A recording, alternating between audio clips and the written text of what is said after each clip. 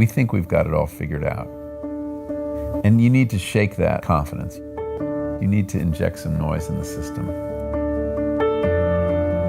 I write as a curious person. I was kind of a newbie to the psychedelic community, so I think that made it much more accessible to other people. I was a very reluctant psychonaut. I had 6 guided journeys, 2 ayahuasca circles, 1 LSD, 1 psilocybin, 1 5-MeO-DMT. The night before every one of these experiences was sleepless. The cautionary voice was my ego, trying to protect itself against an assault. It's a kind of death, and you fight it. If you've been properly prepared, you're going to surrender to it. As a writer, I really like to bring a variety of different lenses to a topic. If you combine science with personal experience, with history, then you begin to get a whole picture. Something's going on. The culture's ready to have this conversation. I do see these medicines as addressing some of the big problems we face as a society. The environmental crisis, which flows from our disconnection from nature, and tribalism, which flows from our disconnection from people unlike ourselves. I do think that psychedelics can teach us important things about death. Am I less frightened of death? Perhaps. Perhaps I am.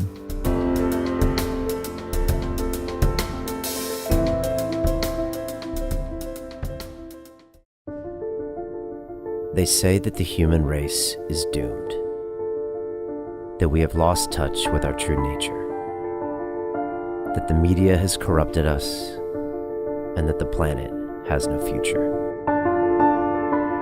I disagree. I believe that humanity is full of hope, and that our salvation lies within each one of us. My name is Brian Rose, and my job is to listen, the oldest method of learning known to man. Each week I seek out individuals that are changing the world, people who are living and thinking in a different way. Their stories will challenge your beliefs, make you question your choices, and perhaps inspire you to change. I never planned on doing any of this, but now I can't stop. Join me on this mission and make humanity something we can all be proud of. It's time for you to man up, to once and for all tell your mind who the fuck is boss. I need a fucking answer. What's it gonna be? I don't know what it is about this fucking sport, but it attracts people that really need to do deep work on themselves. I failed in this city. All these bad memories. I never really felt like I gave a fuck about me or my life. I almost killed myself, Think about something that is going to drive you when it really hurts. Some kind of demon you want to fight. This is not Pussy Man, this is Iron Man. Under pressure reveals true character. What are you gonna do? You're gonna be in Chattanooga, May 20th or what?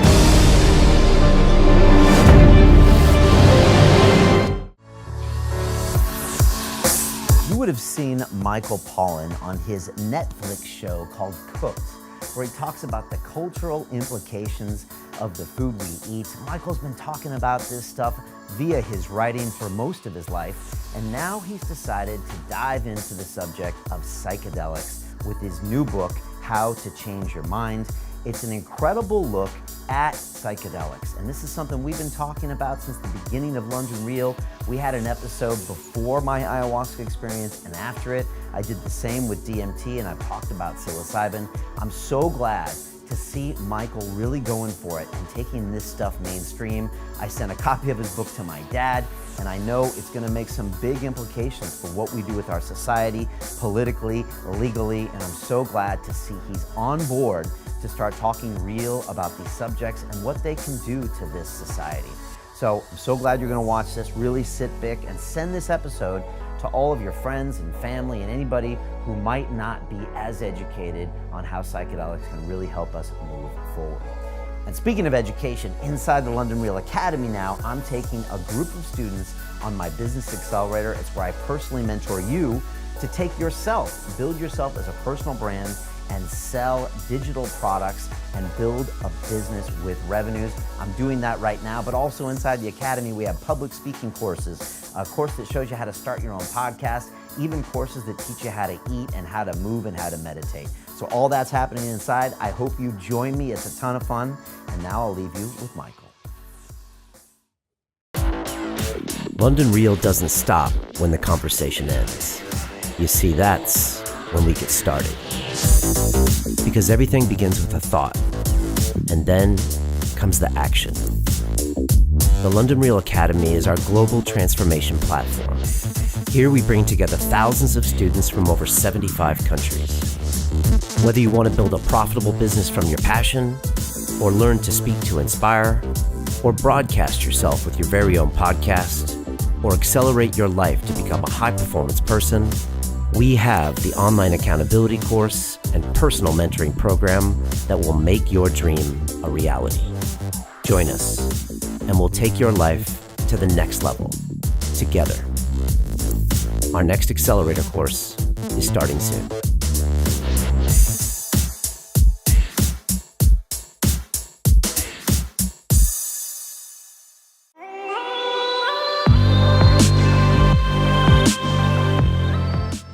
This is London Real. I am Brian Rose. My guest today is Michael Pollan, the award-winning author, activist, and journalist, named by Time magazine as one of the 100 most influential people in the world.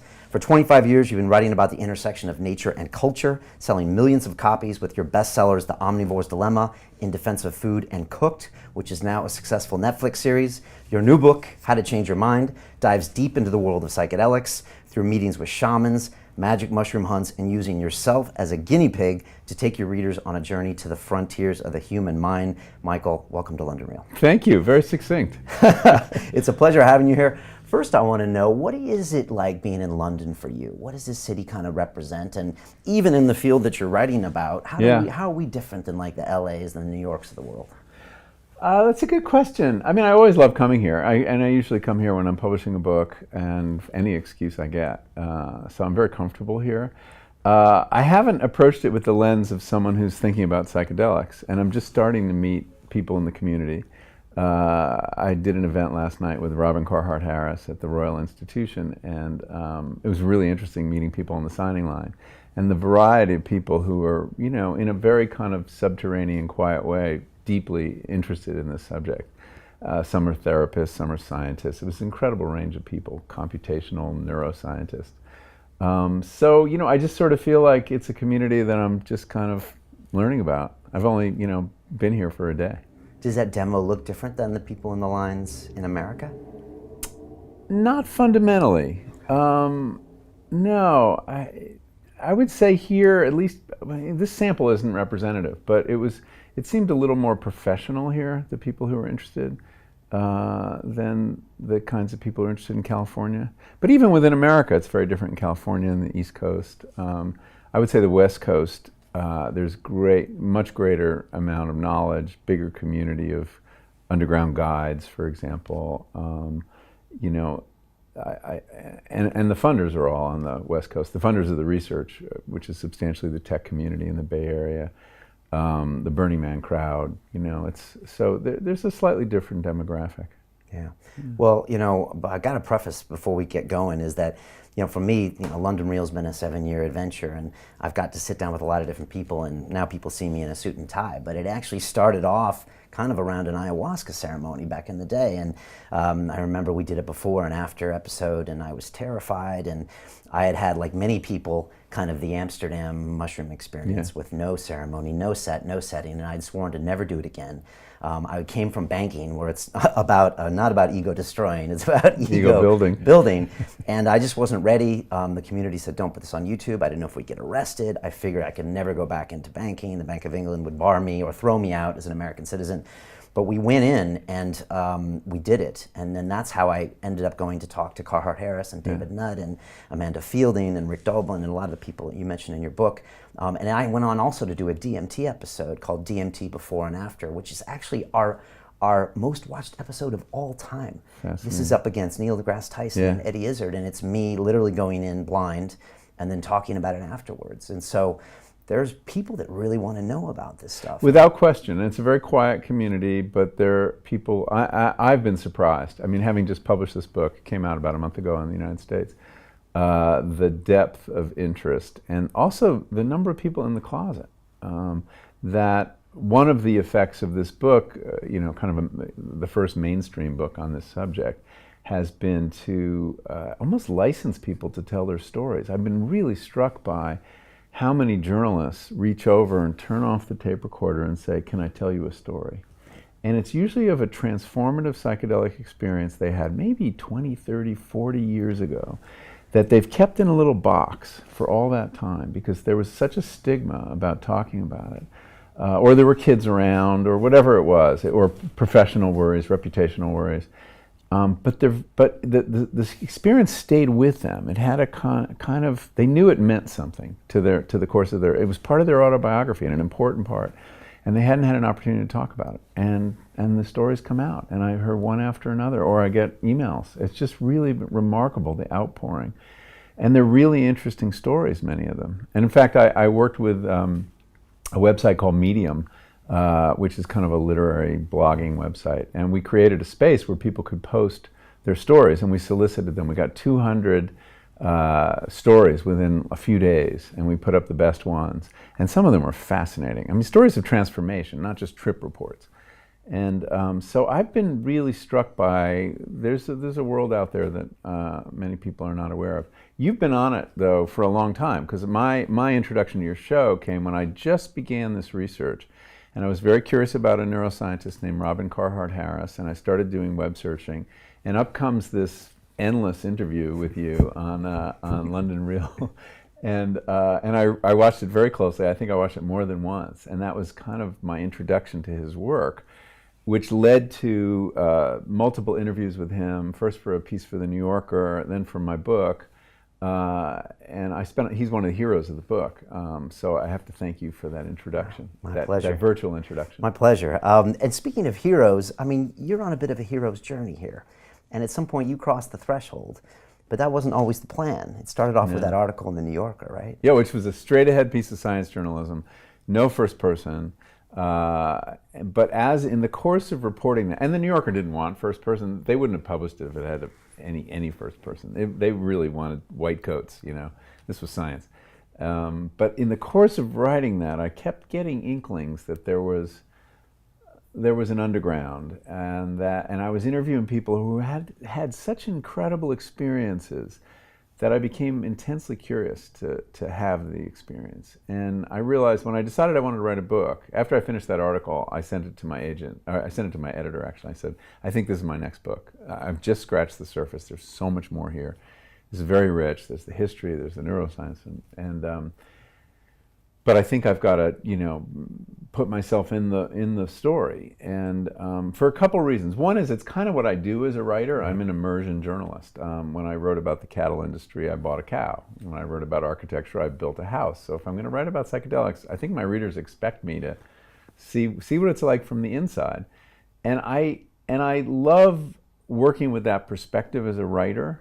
And the fact that I was pretty psychedelically naive before this, I hadn't had a big psychedelic experience. I had a couple so-called museum experiences with psilocybin. Like low dose. Low dose, aesthetic, interesting, right, but not transformative, not ego dissolving, nothing like that. And they weren't present in college for you. You kind of no, missed they were them later. on both ends. Yeah, me too. I happened to go to the wrong college at the wrong time or something, and it wasn't around. But frankly, I wouldn't have done it. I didn't feel I was sturdy enough psychologically at that point to do it. And I had absorbed the scare stories of the 60s that, that this could make you go crazy. So the premise that it could actually make you go sane, which is the premise of the research, was, you know, sort of hard to grok. But but I really like what you get as a writer doing something for the first time. I mean, and I learned this from reading a book when I was 13 by George Plimpton called Paper Lion. He was a sports writer, editor of the Paris Review, wonderful writer.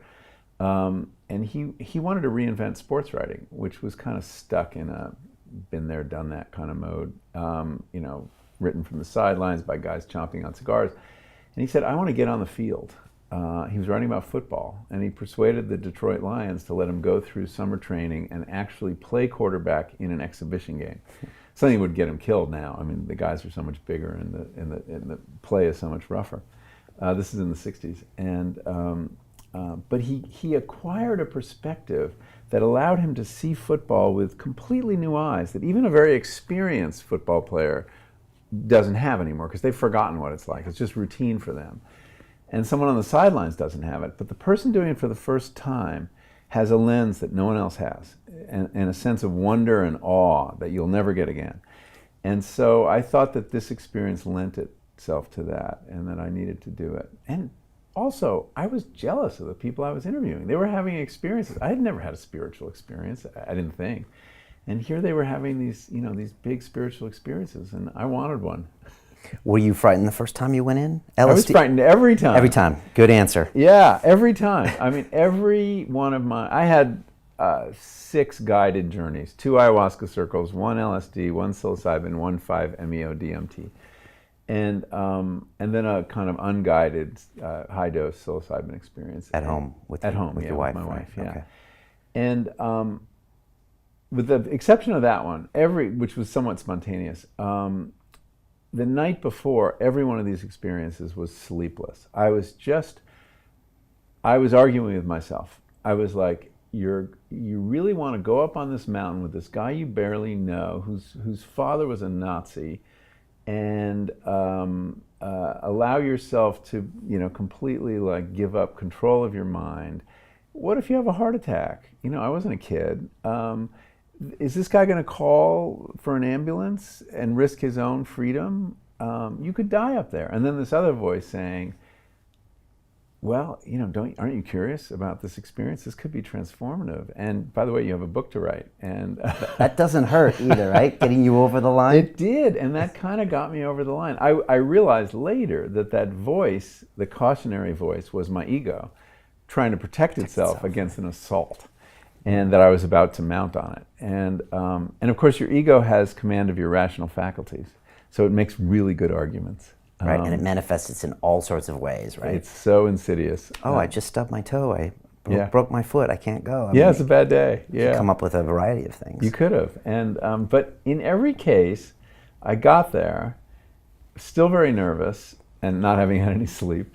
And once I got past the point of no return and put the blotter paper on my tongue or ingested them, you know, started eating the mushroom, the worry vanished, and I really was able to let go, and that surprised me. I'm very fatalistic, and I don't look back very much generally. And I knew that, okay, well, you've started, you're on the journey, might as well get with it, and I did. And in the end, you know, it's so important to surrender to the experience. I mean, the worst thing you can do is resist what's happening, especially as you watch your ego kind of fall apart.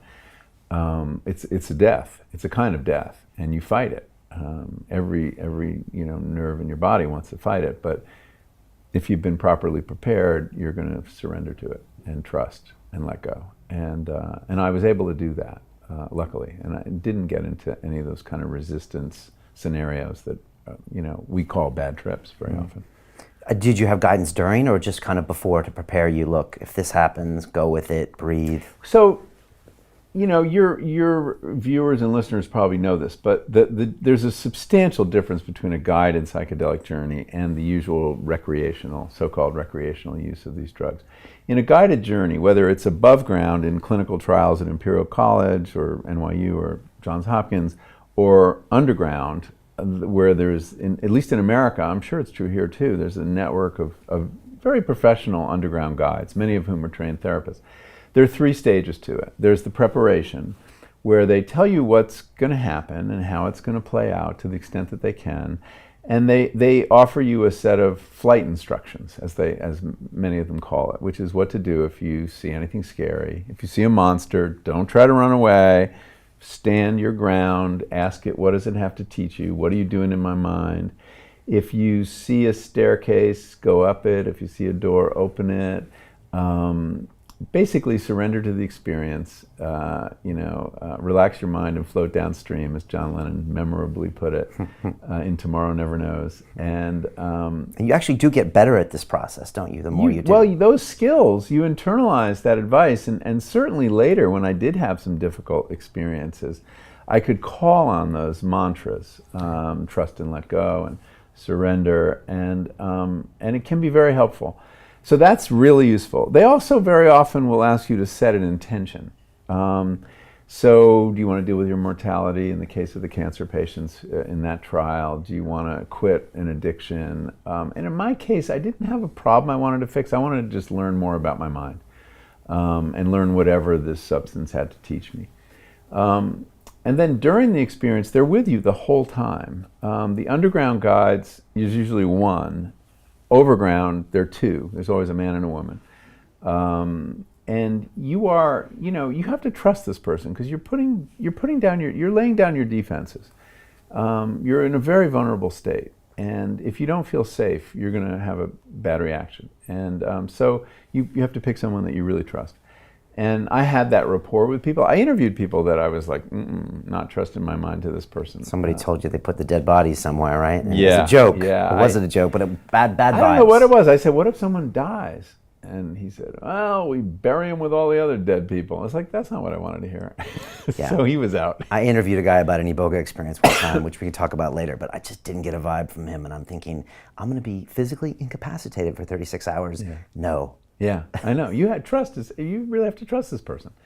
This is a profound relationship for that period of time, and it's got to be a good one. During the experience, you're wearing eye shades. It's a very internalized experience. I was trying to simulate what was happening in the university trials to understand them, and they're playing music. And but you can still hear them a little bit if they need to talk to you. Oh yeah, yeah. They'll ask you. They'll check in every half hour, and they'll say like, "Where are you?" Okay. Or not how you're doing, but they'll often say, "Where are you?" And it reminds you to, take stock of where you are at that moment. So it's useful, but it's just a reminder that someone's there if you get into trouble, right? And with a comforting hand or pat on the shoulder, whatever it is. The equivalent in the ayahuasca ceremony is kind of the icaros you hear from the shaman, yes. which just lets you know someone's there. Exactly. And then, but they don't actually really get involved really much, but they're there. You know they're there. It's just a presence. And in fact, they don't want to direct you too much because the experience it can be shaped by suggestions so powerfully that a word from them could send you down a path that may not be the path your mind needs to take. And so there's a fundamental trust in the brain's ability to heal itself. In the same way your body, if you cut yourself, you don't have to teach your body how to heal that. It knows. And many of these therapists believe the same is true of the mind. And so that you shouldn't direct the psychedelic experience too much. You should let it unfold. It will have its own inherent logic. So they're very quiet. They are playing the music. The difference between the underground and the overground is the above ground therapists have a set playlist. Since they're conducting scientific trials, they don't want to change the variables, so everybody hears the same playlist. And they're quite beautiful. Some argue that the Johns Hopkins playlist is kind of old white dead guys. It's like rock and roll or classical? No, it's classical. A lot of classical music, a lot of choral music. It's quite beautiful, but it also has a kind of religious tint to it that I think primes a kind of mystical experience. Other ones are much more kind of neutral, spatial music, Philip Glass, Brian Eno, people like that. Okay, and it makes a difference. I mean, it makes a huge difference. I remember having my iPod on shuffle when I went in, and it was a psilocybin experience, and like a hip hop song came up, and I was just like, oh my gosh, no. It can be the wrong music. And also, I don't think you should use your own music because you have too many associations with it. Okay. I think that there's something to be said for someone else choosing the music, it being somewhat neutral, no vocals, But anyway, the underground guides tend to play DJ, and they change the music depending on what they think. And I actually got into arguments with some of the music, which I really didn't like. There was a lot of new age. During, you said, please turn that off. Yeah, or Okay. can we put on something else? Or Yeah. this is like music for a massage in the spa. You know, I'm having a big mental experience here. Right. It's not what I want. But anyway, and then the last stage of the guiding afterwards is the integration, and that's really, really important. The idea there is to help you make sense of what happened. You tell the story, and they underscore certain themes that perhaps relate to your intention, and they basically also help you extract any lessons that you can then apply to your life. And I found that's really useful, and they're not all that good at it, but that's where being a good therapist comes in. Okay. So that's the kind of experience I was seeking. I also had a couple ayahuasca circles, Which we have can talk similar about. practices, because at the end you actually usually have a conversation Yeah, you go. with the shaman in yeah, the morning. I did it in a group, and there were about 12 people, and we would go around the circle, and everybody would talk a little bit about their experience and what they learned from it. And it's a very interesting, useful exercise. There's a kind of energy you get from the group that's very distinctive. And my first group was all women. I was lucky to be invited to this circle. And all very powerful, accomplished women. And there was this incredible female energy in the room. Yeah, it was that was very positive. It wasn't as overwhelming as I'd been prepared to think ayahuasca would be, but it was nevertheless very productive. They say Mother Ayahuasca is gentle on the first one, but I don't Is know that if right? that's just wives' tales, but that's Yeah, what I always I had a hear. second one that was less gentle, but still bearable. One of the things I've learned about myself is I metabolize all these drugs much faster than anyone around me. I don't know why. So they hit you fast, They hit me fast, and then I have a very intense period, but I come out of it really quickly. Like even an LSD trip, I was done in a couple hours instead of the usual 10 or 12. wow. So I don't know what that is. It's something about my liver. And ayahuasca as well. It was like Ayahuasca as well. Yeah, I was like twiddling my thumbs while everyone else was still flying. Do you think there are bad trips? I mean, Yeah, it's not a good term to use. And most of the good guides I talk to say we call them challenging trips. And I see their point, because a lot of very valuable things can be learned on a bad trip if it's correctly processed and integrated. Why did you have it? What was going on? It's like having a nightmare that you sit down with your therapist and try to sort through. As they're happening, they can feel pretty awful. I had what I thought of as a terrible trip on 5-MeO-DMT. It was just horrifying. And I wouldn't wish it on anyone. On the other hand, some positive things came out of it. So it's a real phenomenon. I mean, people get into either a very dark place or a place where they want to be done.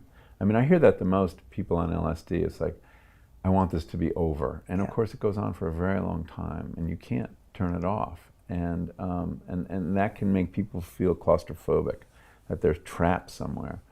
And I've had that sensation. I understand what that is. But one of the things that I learned from guides is move toward that pain, move toward it, and go in and through, as they say at Imperial College. And that's good advice, and to look at whatever is horrifying you. And if you really do go toward it rather than fight it, you pass through it very often and can get to a much happier place. yeah, I interviewed back in these early kind of Carhart Harris days an author of a book called The Psilocybin Solution, and he said a few things that I remember when I'm inside. And he said, first one was just be with it. If you're having the pain, if you're having that experience, be with it. Don't try to run from it, escape from it. And it's actually a great metaphor for life as well. It is. Be with the pain and be with the anger and listen and process. Don't drink it away or pull out the mobile it away. Be with it. And the other thing he said is, there are no bad trips. You are just learning at a rate that you are not accustomed to. Oh, that's great. And I thought that was always good. You know, I mean, we've had a breakup with a girlfriend, and that's the same thing. You're learning at a rate you're not accustomed to. And so I always try to frame it. That being said, you should make intelligent decisions about set and setting. Yes, and there's a different kind of bad trip that happens because you're really careless about the way you're using the drugs. And, we've heard about set and setting since Timothy Leary's time. He's the first person to start using those terms, but they can't be underestimated. And that the inward and outward circumstances, your mindset and where you physically are, will shape the experience to a remarkable extent. And so if you are using these drugs to escape a bad situation, it'll get worse. People tell me amazing stories about, like, oh, we took acid in the parking lot before we went to school in high school. It's like, really? I don't think that's a good idea. No, I can't even imagine that. I can't either. Personally. And they had a horrible experience and they never went near it again. And so there is a kind of bad trip born of you doing it in the wrong circumstance, where you have to be together, you have to sit in a chair in the classroom, whatever it is. This isn't like cannabis. These are very powerful substances, and they have to be used with great care, and I think with a certain amount of supervision, actually. Even if you're going to be guided by a peer, having someone who's staying close to ground level is really important. And when we figure out what to do with these substances in terms of the law, I don't have a clear answer. I do think one of the lessons, if you think about the traditional cultures who've used these substances or ones like it for thousands of years, look how they did it. They had many more centuries of experience than we've had, because these drugs have only been around really since the 50s, psychedelics. And they always have a ceremony. There's always an elder or a shaman or a healer or a curandera, somebody who knows the territory and is organizing the experience. Very seldom are the drugs ever taken alone. There's somebody there or a group there. And it has this cultural container. And that flows from the recognition that they're very powerful, very destabilizing substances that should not be used in a blithe or thoughtless manner. And the molecules arrived without that package in the West, right? Gordon Wasson goes to Mexico, tries psilocybin, writes this rave article about it in Time magazine. Timothy Leary tells everybody to turn on, tune in, drop out. No one took the trouble to devise a proper container. And it was all trial and error, throwing it up against the wall, seeing what worked. Do you take these drugs at a party? Do you take them alone? I mean, all the different ways they were used in the 60s, concerts, at the beach, whatever. The traditional container may not be right for Western civilization. We may not have ascribe the same authority to shamans as traditional people do. Our doctors are our shamans to some extent. But we need to devise a proper container. And in ayahuasca, we see people adopting the Amazonian container and its various permutations. But I think it's one of the most interesting cultural projects to work on right now, is to figure out what is that container. There's a medical container that's getting developed, for mental health treatment, and that's proving to be, very promising. But is that going to be the one for people who aren't sick? I don't know.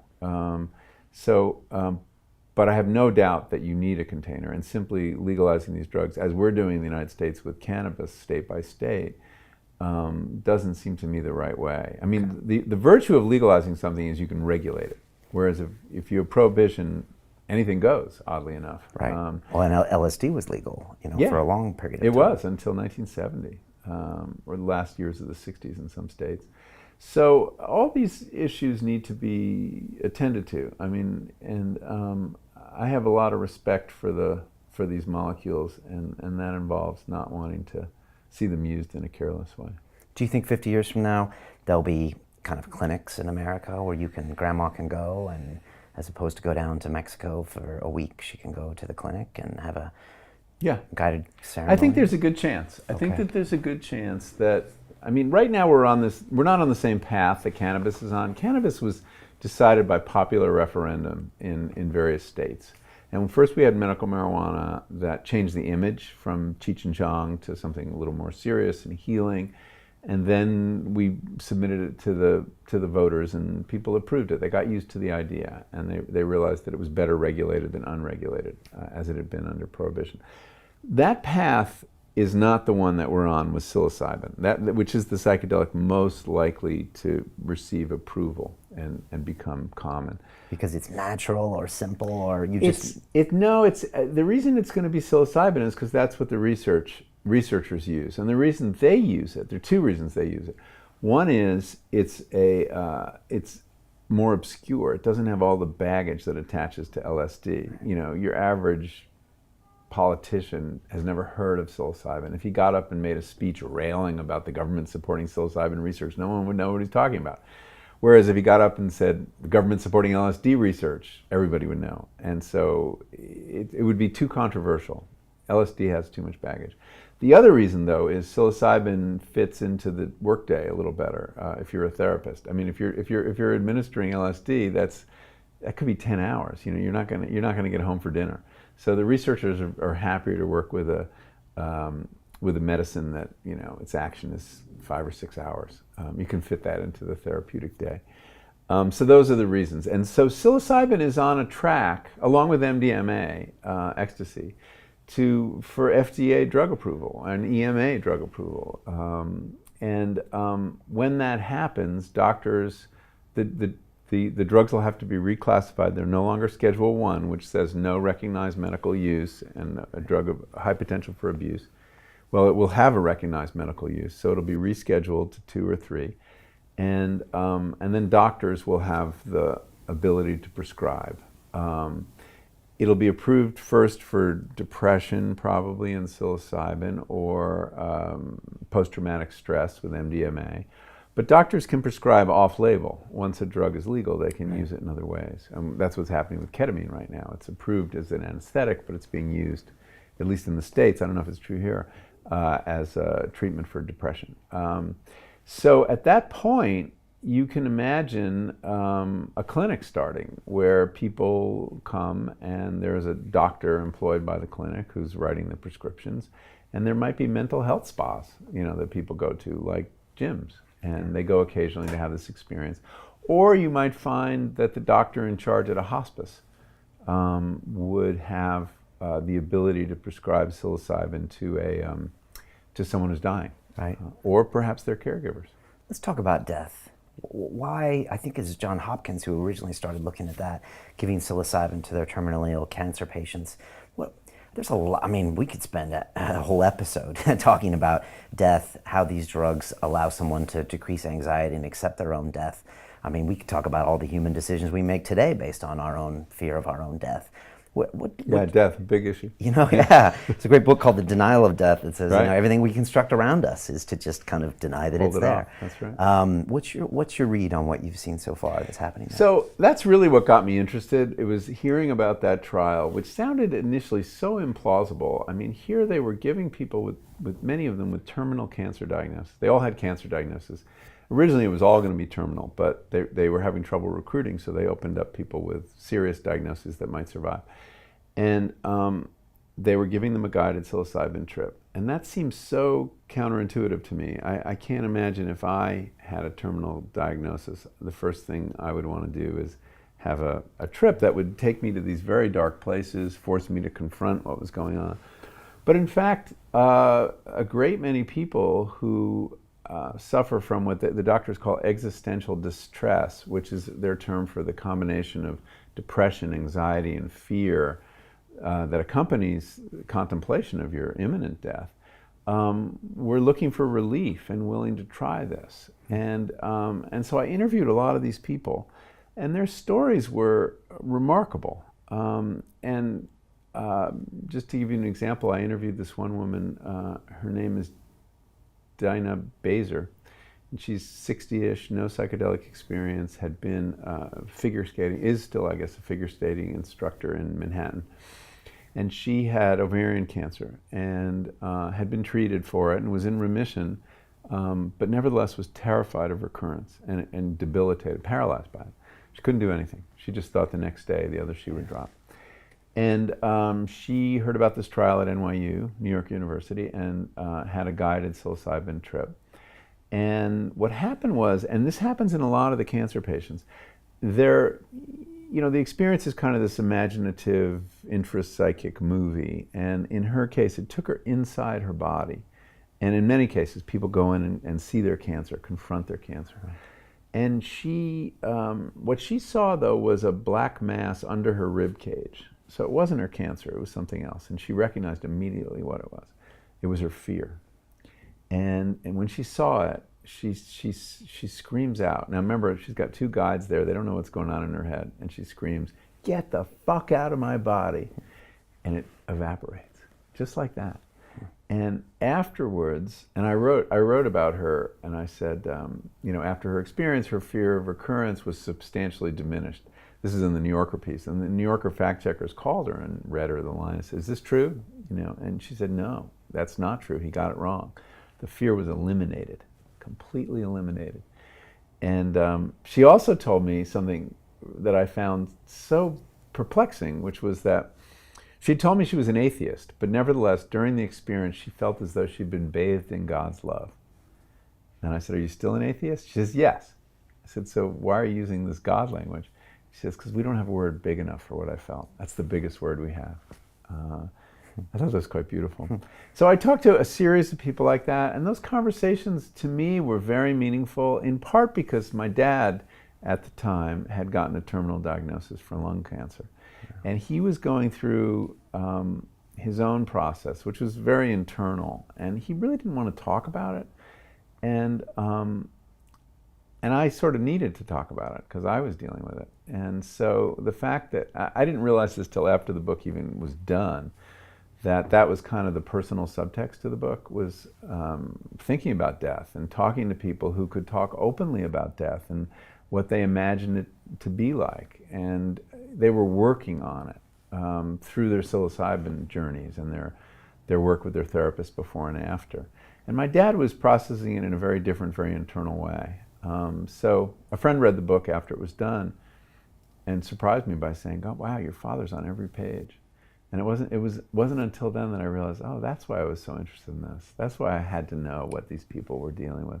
It's dedicated to your father. It is dedicated. And I wonder why, and now I know why. Yeah, no, that is why. He was grappling with these issues, and I to this day, and he passed in January, I don't know exactly how he processed it. And it was a generational thing. He wasn't going to talk about it. And it's interesting how you say, because, for example, maybe he could have processed it better, but also by doing that, everyone around him might have been able to process that better.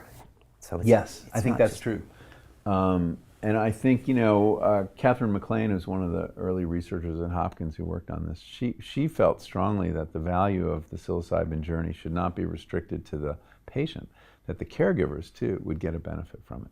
Because they, too, are facing death at one remove, but it's very much on their mind. And the relief people got was, I heard lots of different stories, and the common thread, some people did have an image of an afterlife, and they had a sense that they were going to enter some great plane of consciousness, or that there was a plane of love that, awaited them, and they were pulling back from that, but they saw what was coming, and that was enormously comforting.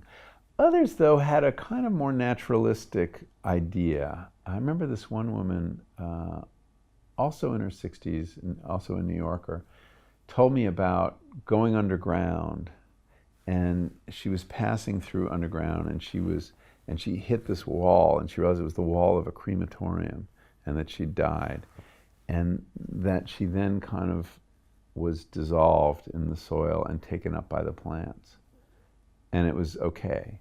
Now, is that a vision of the afterlife? That's actually what happens very often, right? I mean, that's, we do dissolve and we are taken up by life, or whether we're cremated or whatever it is.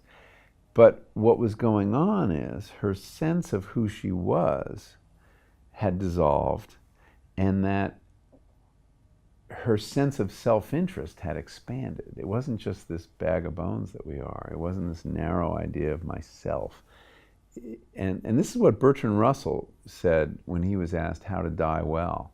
He said, to the extent you can expand your sense of what are the boundaries of yourself, what is your self-interest, to take in first your family, your offspring, perhaps your community, perhaps the natural world, perhaps the universe.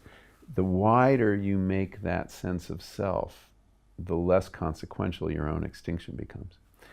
And I think that's what's happening. I think that on the psychedelic experience, people are experiencing a consciousness that's less bound by their bodies, less bound by their narrow ego, by their ego, and that you can see the world, at least temporarily, from a much broader perspective that feels to some people like a consciousness that extends beyond your head. I mean, that you're partaking in something that's in the world. And some people do come to the conclusion that consciousness exists outside the mind, and that we tune it in. And that's a very common psychedelic insight, but it's also a philosophical position of Henri Bergson and people like that.